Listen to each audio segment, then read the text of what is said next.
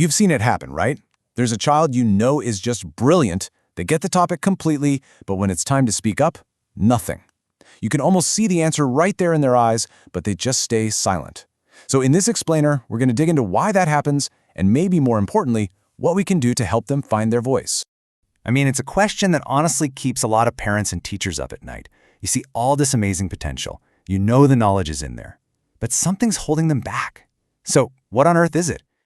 Okay, let's be super clear about who we're talking about. This isn't the child who doesn't know the material. Nope, we're talking about the kid who totally gets it, the one who can ace the homework on their own, but just freezes up when they're asked to talk about it. It's such a common thing to see, but the reason behind it, well, that's where we usually get it wrong.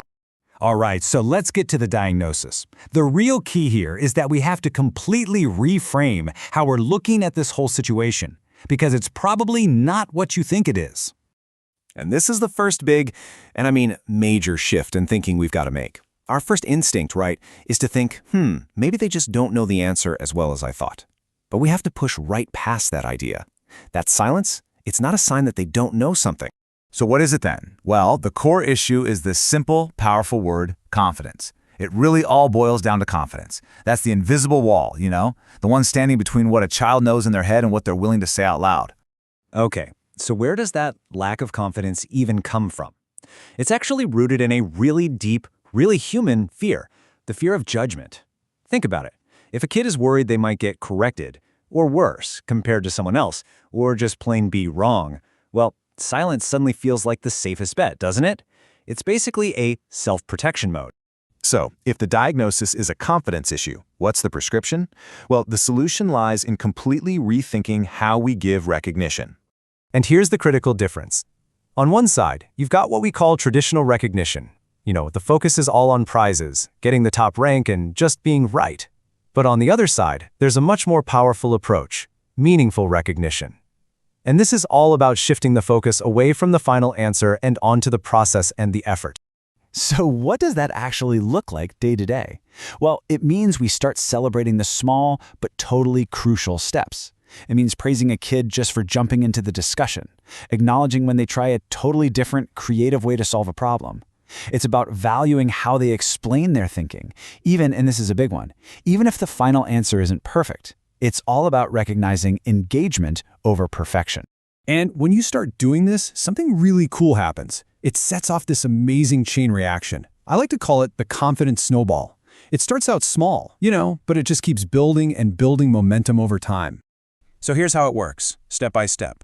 First, you offer that meaningful recognition. That simple act leads to step 2. The child starts to feel safe, genuinely, psychologically safe. They start to realize, hey, it's okay to try things and not be perfect. And that feeling of safety, that leads directly to step 3. They start participating more. And it's that increase in participation, that's the magic ingredient that builds real, lasting confidence. The best part about this whole thing is that it's not some high-pressure, stressful program. Not at all. It's just a quiet, consistent shift in how we interact with them. We're not talking leaderboards or big prizes here. It's just a steady, gentle process that lets that confidence grow all on its own, naturally. Okay, so what's the big payoff? What's the end result of building confidence in this way? Well, it's huge. It's about finally unlocking all that potential that was already there, just waiting under the surface. This is where the real transformation happens. All that knowledge that was kind of hidden behind that wall of hesitation, it can finally come out. Their learning, their awesome problem-solving skills, their unique way of seeing the world, it all starts to become visible. And you know who it becomes most visible to? The child themselves. And this is such a crucial takeaway. Confidence isn't about teaching them new skills. It's about giving them the key to unlock the incredible skills they already have. It's like they're finally giving themselves permission to be brilliant out loud. And that really leaves us with one final big question to think about. Just imagine, what kind of potential, what kind of incredible ideas could we unlock if we just shifted our focus away from only rewarding the right answer and instead started celebrating the simple, brave act of just participating? Just think about what our kids could achieve then.